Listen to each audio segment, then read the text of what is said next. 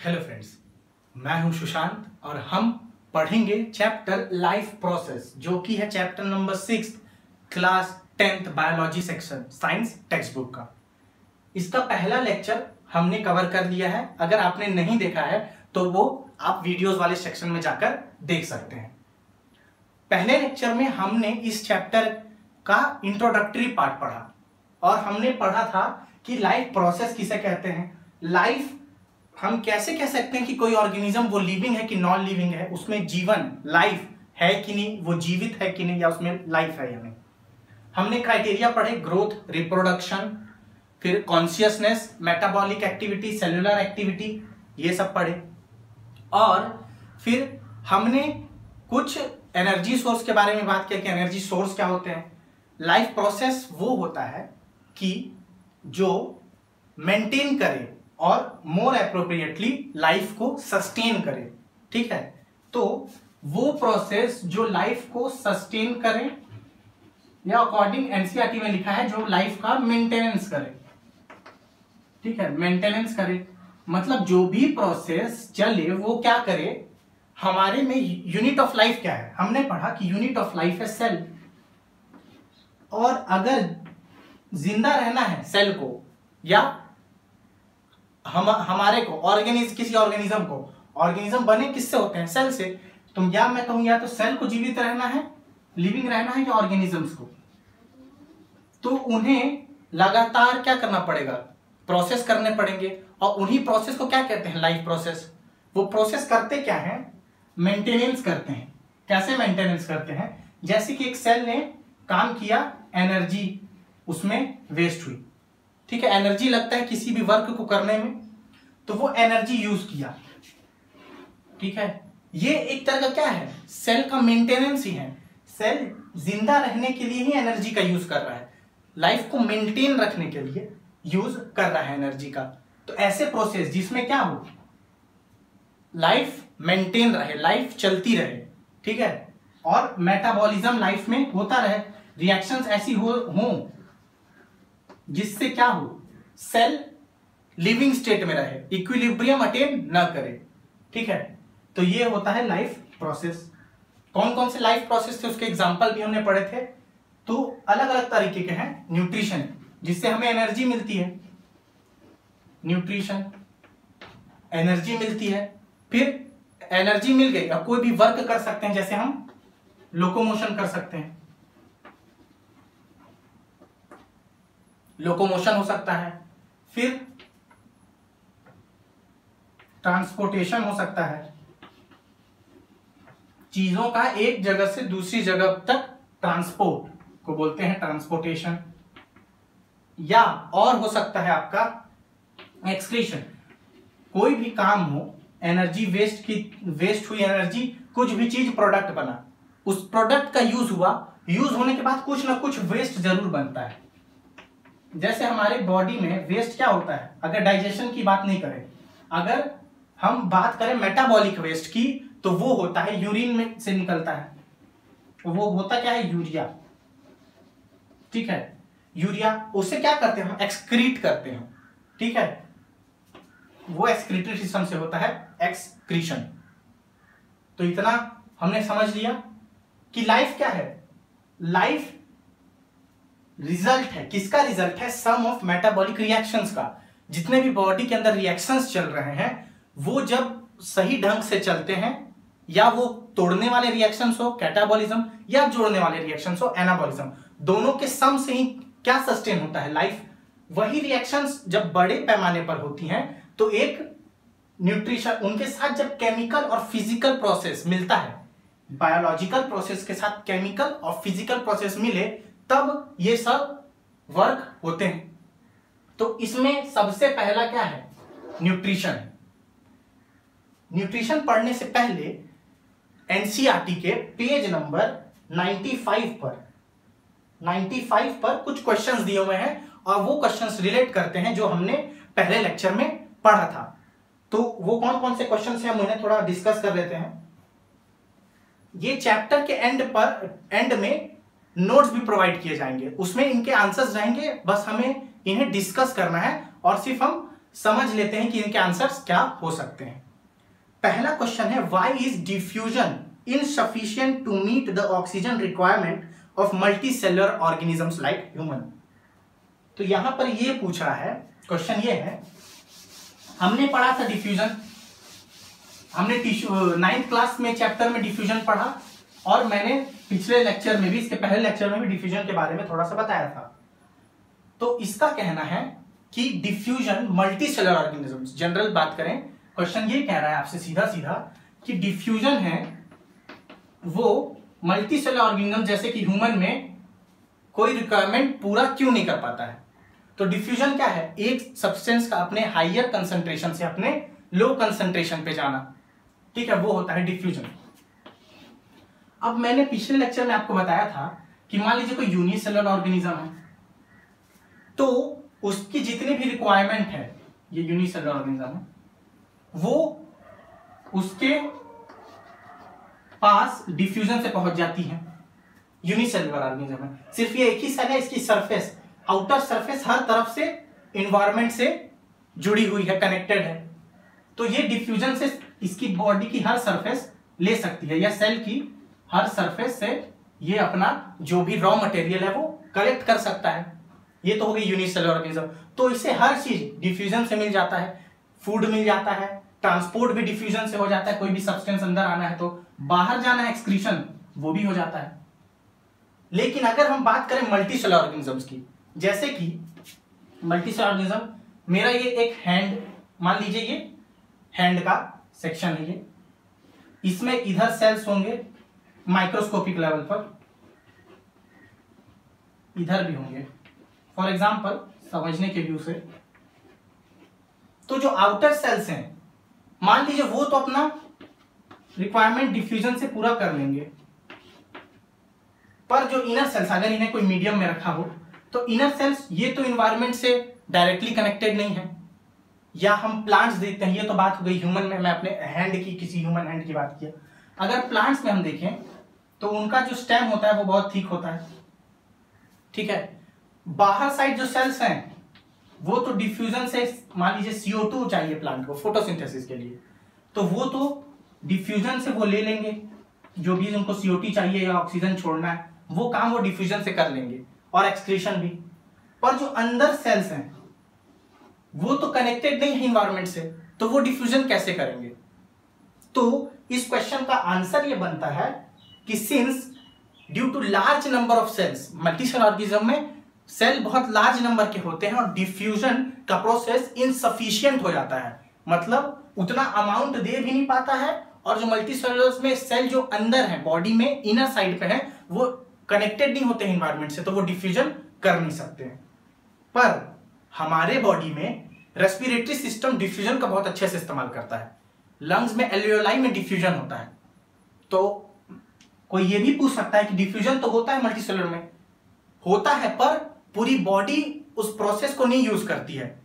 एक क्या है, एक इंपॉर्टेंट प्रोसेस के लिए, रेस्पिरेशन के लिए डिफ्यूजन का हम अच्छा फॉर्म यूज करते हैं, डिफ्यूजन को हर जगह यूज नहीं किया जा सकता, ठीक है।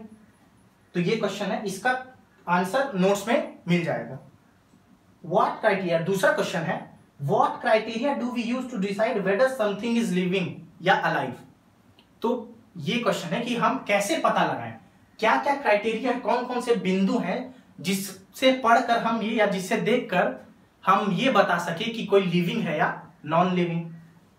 तो हमने पढ़ा था कि यदि कोई ऑर्गेनिज्म अगर वो ग्रोथ कर रहा है तो वो लिविंग है, रिप्रोड्यूस कर रहा है तो वो लिविंग है, मेटाबॉलिज्म दिखा रहा है तो वो लिविंग है, उसके अंदर सेलुलर ऑर्गेनाइजेशन है तो वो लिविंग है, अगर उसके अंदर कॉन्शियसनेस है, चेतना है, वो बाहर कोई भी चेंज हो रहा है इन्वायरमेंट में, उसे जो स्टिमुलाई मिल रहा है इन्वायरमेंट से, मतलब इन्वायरमेंट से जो चेंज हो रहा है वो महसूस कर सके और रिस्पॉन्स कर सके उस स्टिमुलाई को, तो वो ऑर्गेनिज्म लिविंग है। अगर मान लीजिए एनसीईआरटी में भी एग्जांपल दिया है, अगर कोई स्लीप सो रहा है तो हम कैसे पता करेंगे कि वो लिविंग है कि नहीं, तो वो सांस ले रहा होगा, ब्रीदिंग एक्टिविटी हो रही होगी, चेस्ट, अगर आप चेस्ट रीजन देखेंगे तो वो एक्सपैंड और कॉन्ट्रैक्ट हो रहा होगा, और उसकी बॉडी के अंदर भी हमेशा अगर एपरेंट हो या दिखाई दे या ना भी दिखाई दे, तो अगर वो लिविंग है तो उसके अंदर हमेशा 24 घंटा 24/7 और 365 डेज क्या चलेंगे, रिएक्शंस चलेंगे। ठीक है, और बॉडी में ग्रोथ हो सकता है, मसल ग्रोथ हो सकता है, हेयर ग्रोथ हो सकता है, नेल की ग्रोथ हो सकती है। तो कोई ऑर्गेनिज्म को हम देखकर पता कर सकते हैं कैसे वो ग्रोथ कर रहा है कि नहीं। रिप्रोड्यूस तो हर बार हमेशा नहीं करते, तो वो उतना अच्छा एग्जाम्पल नहीं हो सकता है। ग्रोथ हो सकता है, मेटाबॉलिक एक्टिविटी हो सकती है, ठीक है, कॉन्शियसनेस हो सकता है। अगर कोई आदमी कहीं लेटा है या कोई ऑर्गेनिज्म है, आप उसको जाकर पिंच करें तो वो रिस्पॉन्ड करेगा, भले से उसके हाथ की मूवमेंट हो, कुछ हो, तो वो लिविंग है। प्लांट में जिसे हम कहते हैं टच मी नॉट प्लांट, छुई मुई, उसमें भी वो स्टिमुलाई दिखाता है, कैसे उसे छुएंगे तो वो कॉन्ट्रैक्ट हो जाता है। तो ये सब क्या है, अलग अलग स्टिमुलाई रिसीव करते हैं। तो स्टिमुलस रिसीव करना, चेतना होना, ये भी एक की पॉइंट है कि वो आदमी या ऑर्गेनिज्म लिविंग है या नहीं। तीसरा क्वेश्चन है, what are outside raw material used by organism. बाहर से कौन कौन से रॉ मटेरियल्स ऑर्गेनिजम्स यूज करते हैं, तो वो ऑर्गेनिज्म पे डिपेंड करता है। हमने पढ़ा है ऑटोट्रॉपिक, हेट्रोट्रॉपिक, अलग अलग ऑर्गेनिज्म का वे ऑफ लाइफ अलग है। और अगर वे ऑफ लाइफ अलग है तो उनका फूड अपटेक या कोई भी अपने जरूरत के लिए आउटसाइड रॉ मटेरियल जो वो लेते हैं वो भी अलग है। एग्जाम्पल से समझते हैं, प्लांट को आउटसाइड रॉ मटेरियल क्या क्या चाहिए, CO2 चाहिए। अगर मैं फूड प्रोसेस एग्जांपल के लिए फूड सिंथेसिस की बात करूं, सनलाइट चाहिए, सनलाइट, और सॉइल न्यूट्रिएंट्स लिख देता हूं, सॉइल से न्यूट्रिएंट्स चाहिए, वाटर चाहिए। तो ये प्लांट्स के लिए रॉ मटेरियल हो गए। वहीं अगर एग्जांपल के लिए ह्यूमन के लिए बात करें या कोई भी हेट्रोट्रॉफ, ये प्लांट तो ऑटोट्रॉफ हो गया जो अपना खाना खुद बनाते हैं, ह्यूमन हेट्रोट्रॉफ जो खाना के लिए प्लांट पे ऑटोट्रॉफ्स पे डिपेंड करते हैं या दूसरे हर्बीवोर पे डिपेंड करते हैं। हर्बीवोर भी हेट्रोट्रॉफ हैं, वो भी अपना खाना खुद नहीं बनाते हैं, वो क्या करते हैं, प्लांट से खाते हैं। और अगर कोई नॉन वेजिटेरियन है तो वो फिर हर्बीवोर किसी हर्बीवोर से लेके खाएगा। तो इनडायरेक्टली और डायरेक्टली हर हेट्रोट्रॉफ ऑटोट्रॉफ पे डिपेंड है। डायरेक्टली वो जो सीधा प्लांट प्रोडक्ट खाते हैं और इनडायरेक्टली वो जो प्लांट प्रोडक्ट खाने वालों को खाते हैं। तो ह्यूमन जैसे हमें क्या चाहिए, ऑक्सीजन चाहिए, वाटर मान लीजिए चाहिए, और क्या चाहिए, ग्लूकोज। सिंपल हमें कार्बन ऑक्सीजन एलिमेंट्स के में लिखूं तो कार्बन हाइड्रोजन ऑक्सीजन सही, लेकिन अगर सिंपल लिखूं तो हमें चाहिए ग्लूकोज। ब्रीदिंग के लिए एयर, वाटर, बहुत सारा काम करता है वाटर, उसके आगे पढ़ेंगे हम। और ग्लूकोज एनर्जी सोर्स के लिए।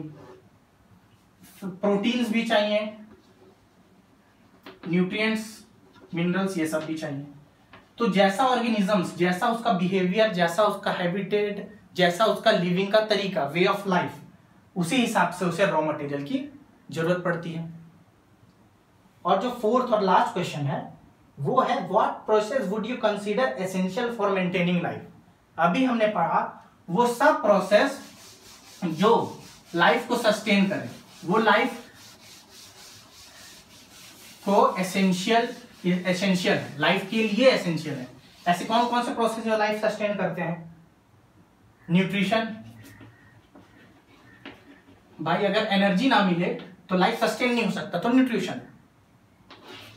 अब एनर्जी मिला, हमने उसके लिए वर्क किया, एनर्जी लेने के लिए भी वर्क करना पड़ता है और एनर्जी मिलने के बाद भी वर्क करते हैं। तो जो वर्क किया उससे वेस्ट भी प्रोड्यूस हुआ, उस वेस्ट को भी हटाना है, तो एक्सक्रीशन। वो वेस्ट को नहीं हटाएंगे तो लाइफ की पॉसिबिलिटी कम हो जाएगी, एक्सक्रीशन हो गया। अब कुछ स्पेसिफिक जगह पे ही न्यूट्रिशन से हम एनर्जी ले पाए या फूड से एनर्जी, तो उसे ट्रांसपोर्ट भी करना है, तो ट्रांसपोर्टेशन भी एक नेसेसरी हो गया। ठीक है, रेस्पिरेशन भी नेसेसरी है। ठीक है, ये सब हम देख सकते हैं, ये दिखने वाला है। रिप्रोडक्शन भी नेसेसरी है। रिप्रोडक्शन कैसे नेसेसरी है, लाइफ क्या है, अगर एक स्पीसीज के तौर पे हम बात करें तो जैसे ह्यूमन स्पीसीज है, अब मान लीजिए इवोल्यूशन से हमारे और एप्स के जो एंसेस्टर्स थे वो एक थे, मान लीजिए कोई एक एप लाइक एंसेस्टर है जिससे आगे डाइवर्सिफाई होके इवॉल्व होके एक तरफ एप्स बने और एक तरफ ह्यूमन बने। अब मान लीजिए पॉपुलेशन उनका हुआ जो इवॉल्व होके बने वो 20 थे, ये इनकी लाइफ है 20 की, ठीक है। अगर ये आगे रिप्रोड्यूस ही नहीं करते तो आगे की लाइफ, ह्यूमन लाइफ क्या हो जाती, एंड हो जाती। तो रिप्रोडक्शन लाइफ को सस्टेन करने के लिए, मैं एक सिंगल ऑर्गेनिज्म की लाइफ की बात नहीं कर रहा हूं, पूरी स्पीसीज की लाइफ की बात कर रहा हूं, स्पीसीज एज अ होल। तो उसके लिए भी क्या जरूरी है रिप्रोडक्शन की, भाई उनका जीन है, उनकी स्पीसीज है, प्रजाति वो आगे तो बढ़े, तब तो हम लाइफ की बात करेंगे उस स्पीसीज के लिए, तो रिप्रोडक्शन भी जरूरी है। तो ये सब प्रोसेस है जो एसेंशियल है लाइफ के लिए, ठीक है। तो हमने ये क्वेश्चंस भी देख लिया। अब हम एक एक प्रोसेस को अच्छे से पढ़ेंगे। पहला प्रोसेस है वो है न्यूट्रिशन का। न्यूट्रिशन पहला प्रोसेस किसका है, न्यूट्रिशन। न्यूट्रिशन का मतलब एनर्जी के लिए फूड अपटेक। हम फूड लेते क्यों हैं कि उससे हम बाद में एनर्जी बना सके और वो हमारे लाइफ को सस्टेन करे। लाइफ को सस्टेन करने के लिए जो भी काम हो वो वर्क एनर्जी से हो, उस एनर्जी को लेने के लिए न्यूट्रिशन की जरूरत पड़ती है। न्यूट्रिशन, अब कैसे कोई न्यूट्रिशन लेता है उसके बेसिस पर दो तरह के ब्रॉड कैटेगरीज हैं। अगर तो वो खुद अपना न्यूट्रिशन का ध्यान रखता है, मतलब खुद ही फूड सिंथेसाइज कर लेता है, दूसरे पे डिपेंड नहीं करता है, तो वो होते हैं ऑटोट्रॉफ। वो उस न्यूट्रिशन को बोलते हैं ऑटोट्रॉफिक न्यूट्रिशन। न्यूट्रिशन कौन सा होता है, ऑटोट्रॉफिक न्यूट्रिशन, और उस न्यूट्रिशन को जो अपनाते हैं वो होते हैं ऑटोट्रॉफ।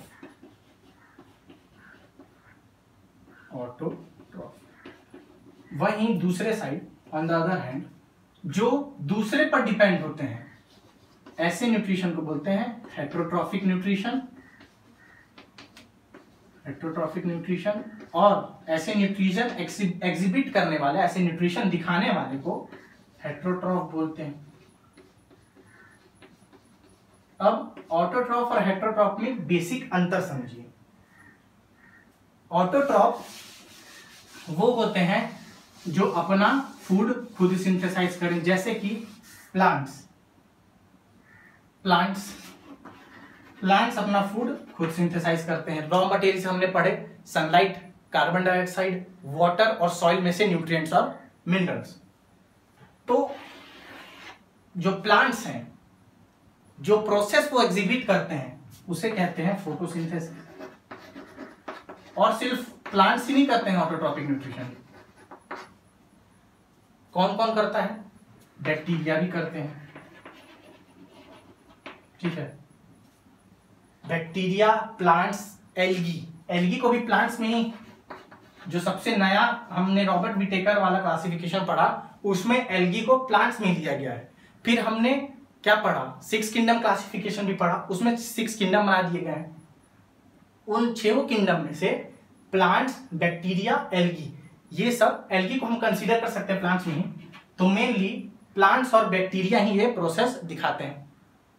ऑटोट्रॉपिक में भी जो अगर वाटर का यूज करें, हाइड्रोजन सोर्स वाटर को लें, तो उन्हें कहते हैं फोटो ऑटोट्रॉप।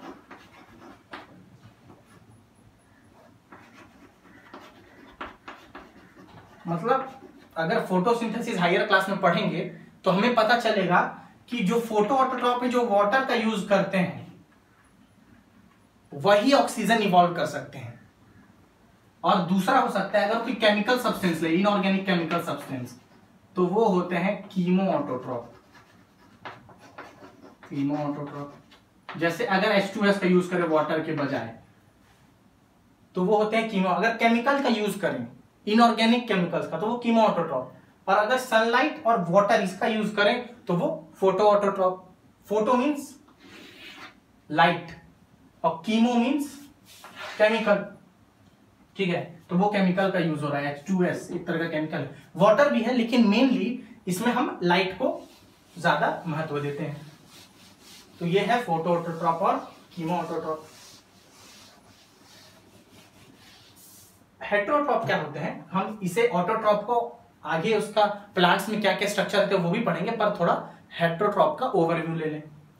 हेटेरोट्रॉप वो होते हैं जो दूसरे पर डिपेंड करें। दो तरीके से हो सकते हैं हेटेरोट्रॉप, हर्बीवोर्स और कार्निवोर्स। हर्बीवोर्स वो जो डायरेक्टली ऑटोट्रॉप पर डिपेंड हो, डायरेक्टली डिपेंड ऑन ऑटोट्रॉप। पर कार्निवोर वो जो इनडायरेक्टली डिपेंड करें, मतलब हर्बीवोर ने ऑटोट्रॉप से न्यूट्रिशन लिया, ऑटोट्रॉप से, और कार्निवोर ने हर्बीवोर से न्यूट्रिशन लिया। ठीक है, ये एक फूड चेन बन गई, ये समझ में आया। ऑटोट्रॉप ने न्यूट्रिशन सनलाइट से लिया। मेन सोर्स अर्थ पर क्या है, लाइट, एनर्जी का। Sunlight is the ultimate source of energy. Yes, sun is the ultimate source of energy, उससे हमें सनलाइट मिलती है। सनलाइट और कुछ और रॉ मटेरियल लेके ऑटोट्रॉप ने फूड बनाया, कुछ यूज किया, कुछ स्टोर कर लिया। उस स्टोर्ड फूड को हर्बीवोर ने खाया। हर्बीवोर ने फिर कुछ यूज किया, किसमें यूज किया, अपने लाइफ सस्टेन करने के लिए मेटाबॉलिक प्रोसेस में, और कुछ स्टोर किया। उस स्टोर्ड फूड को कार्निवोर्स ने खाया। और ये चेन यही नहीं रुकती है। कार्निवोर्स जब मान लीजिए डेथ कर गए तो वो सॉइल में मिलेंगे, डिकम्पोजिशन होगा, वापस सब न्यूट्रिएंट्स, वापस सब चीज कहां चल जाएगा, सॉइल में। और यही फिर कौन यूज कर लेगा, ऑटोट्रॉप। तो ये एक चेन चलती रहती है, साइकिल है, एक एनर्जी हम देख सकते हैं कि हमेशा रिन्यू होते रहती है। ठीक है, तो ये हो गया न्यूट्रिशन के लिए ओवरव्यू। हमने पढ़ा ऑटोट्रॉप, हेटेरोट्रॉप, और हमने फूड चेन भी एक तरह से समझ लिया। सनलाइट से ऑटोट्रॉप, ऑटोट्रॉप से एनर्जी हर्बीवोर, हर्बीवोर से कार्निवोर, कार्निवोर से सॉइल में जाती है। उसके बाद फिर थोड़ी देर बाद ऑटोट्रॉप्स उसे यूज दोबारा कर लेते हैं। तो आज के लेक्चर के लिए इतना ही। अगले लेक्चर में हम पढ़ेंगे ऑटोट्रॉपिक न्यूट्रिशन प्लांट्स में मेनली कौन कौन से स्ट्रक्चर्स होते हैं, फिर उसके बाद हम एनिमल में न्यूट्रिशन, डाइजेस्टिव सिस्टम, ये सबको आगे पढ़ेंगे। आज के लिए इतना ही। Thank you.